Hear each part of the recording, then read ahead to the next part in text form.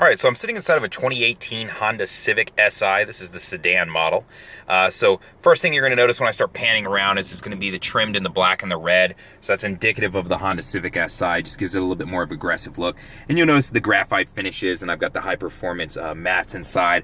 This car on the outside has some additional amenities, window tint, 19-inch alloy wheels, sport suspension, things like that. But let's go over the inside of the car and just explain some details. I'm going to start you off here. So your auto up-down windows along with the regular ones. I've got my window locks, of course my door locks, and then my window controls, or excuse me, my air controls right here. Down here, you'll notice that your trunk release is right there. And then you can see a little bit further down, my hood release is right there. Moving up, right here, you've got your vehicle stability assist. This works with your traction control, so in the event that you go into skid, it'll transfer power amongst the wheels to whichever one has the better traction to help correct for a skid. Jumping over onto the steering wheel. So right here, you'll see my Bluetooth control. So to answer a phone call, to hang up, to go back, or excuse me, to use voice commands, this would be my back button. Voice commands, if I have Apple CarPlay hooked up or Android Auto, this will also work for Siri or OK Google. You just press until you hear the beep for Siri. So that's what's going on there.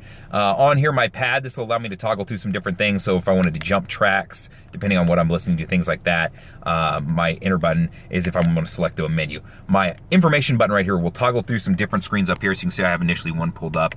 Since this is an SI model, I have a lot of different options that I can view through as far as the vehicle goes and what I can view as far as the mechanics of it and as far as working and things like that. So all kinds of different things I can pull up as far as, when I should switch gears, tachometer information, just general info on the car.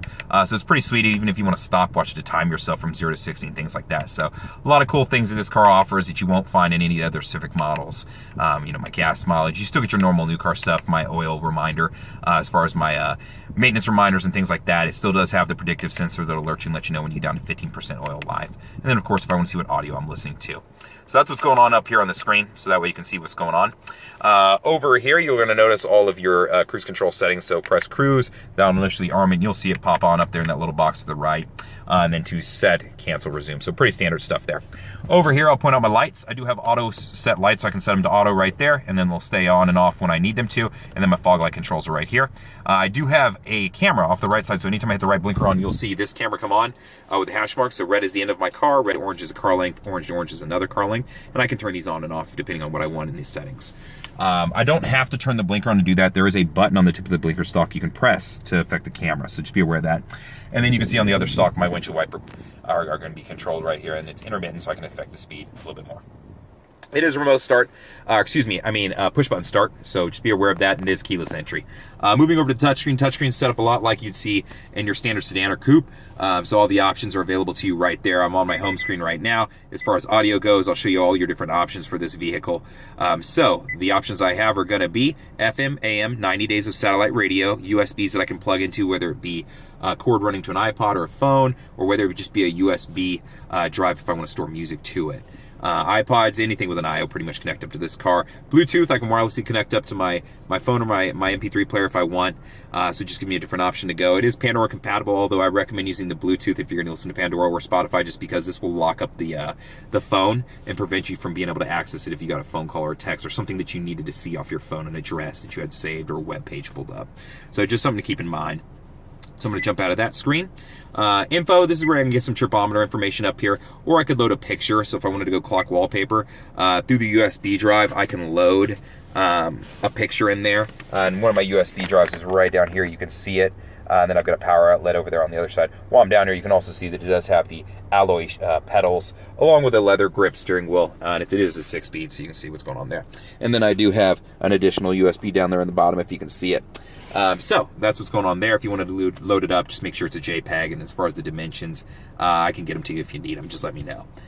Let's jump back over here. So Honda Link, this allows you to connect up to your phone. You can use a Wi-Fi and do kind of a hotspot action and be able to access some different things as far as like maintenance reminders, stuff in the area, some different info. Eventually what this is going to be, and they've started doing it on the new Accord, is that you'll be able to do things like mark where your car is in your phone and be able to send that location to people, start it remotely from your phone. So there's going to be some future content that exists here, but for now it's just simple stuff as far as the VIN to the vehicle maintenance stuff. things like that. My phone, once I've connected up to Bluetooth, this is where I would access it, my contact info and things like that. If you need to add up a phone the first time, it'll prompt you through and walk you right from here and ask you, hey, would you like to add a phone? Yes, and keep through the prompts. If you were adding a secondary phone, I'll just show you how to do that real quick. We're going to go to settings, and then we're going to go to Bluetooth and Wi-Fi. And then we will go to device list. And then we will go to the bottom here and hit add Bluetooth device, and then it'll prompt you through that same screen. So you can add up to 8 phones to a car just so you know what's going on there. While I'm in the settings, let me show you a couple other things. I'm going to go to vehicle right here. If you bought the car from me, then you probably went through the personalized settings worksheet. In here is a lot of those options. So as far as like door and window stuff, if I want to affect when my doors lock, right now it's set to 10 miles an hour. That's the default setting. When I'm getting out of the car, when I open my driver's side door to open the remaining doors, or unlock them, I should say, some different options you have there. So that's where a lot of these things are set up. So in case you're wondering what's going around, walkaway auto lock, I like this. It's a cool feature. If I get outside of 10 feet from my car, if I have this on, it'll automatically lock, so I don't have to worry about, dang, did I lock my car or not? So just some different features to be aware of that are in here. Moving past that, smartphone connection. If I connect my phone up, which I can run the wires right down through there, and you can see it even has a tab to hold them so they don't fall, to that USB that's down there. When I plug in my iPhone or Android-based phone, this will light up and you'll see either the Apple CarPlay symbol or the Android Auto, and I'll be able to select that, and then I can get to my navigation on the screen and play with it, my music, my messages, a lot of different info. So just kind of cool, some different accesses that it gives you. Right now, navigation-wise, in case you're curious about that, Android-based phones, you have the option of Google Maps or Waze. Apple, right now, you have just the option of the Apple Maps. I know there are some workarounds and some stuff I've seen online, so if you're interested in that, we might be able to figure something out for you. Down here, a couple buttons. Brake hold. So this button's set up to where if I'm wearing my seatbelt, that is a requirement. If I come to a complete stop, it will hold the brake for me until I gas it again. It's really more of a convenience feature, so I'm not gassing and going, gassing and going. You know what I mean? It works out really great when you're in a manual too, just because it prevents you from rolling back. So it kind of protects you. It's much like a hill start assist in that sense for this car. My parking brake is electronic. To use it, I lift up to set it. I just have to have my foot on the brake. So I'd have my foot on the brake, I'd lift up and it'll set it. When you set it, you'll see it come on. You can tell up there it's set, now it's gone. You can see it lighten up and going away. And you'll be able to feel it on your foot when it sets. The sport mode over here will affect the revving of the vehicle and allow you a little bit more get up and go. You are going to give up some gas mileage, so just be aware of that. But it's nice. If you're in an SI, hey, you're probably here to have some fun anyways. Other than that, like I walked you around the car, you saw it's a little bit more of a bucket seat. And I do have the red and black trim with the graphite finish look to it. Above me, you will notice it does come with a moonroof, so that is openable. And this is a 4-door model, so you can see that I do have a little bit larger back row, and it doesn't kind of slope down quite as much in that back area.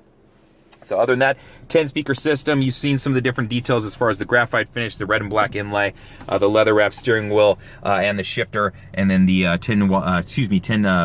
10-speaker system. So if you have any questions, feel free to reach out to me. You can call me at 512-443-4300 and ask for Justin. You can email me at jfuller, that's the letter J, Fuller, F-U-L-L-E-R, at howdyhonda.com. Or you can always respond to this YouTube video and I'll help you out. Thank you much.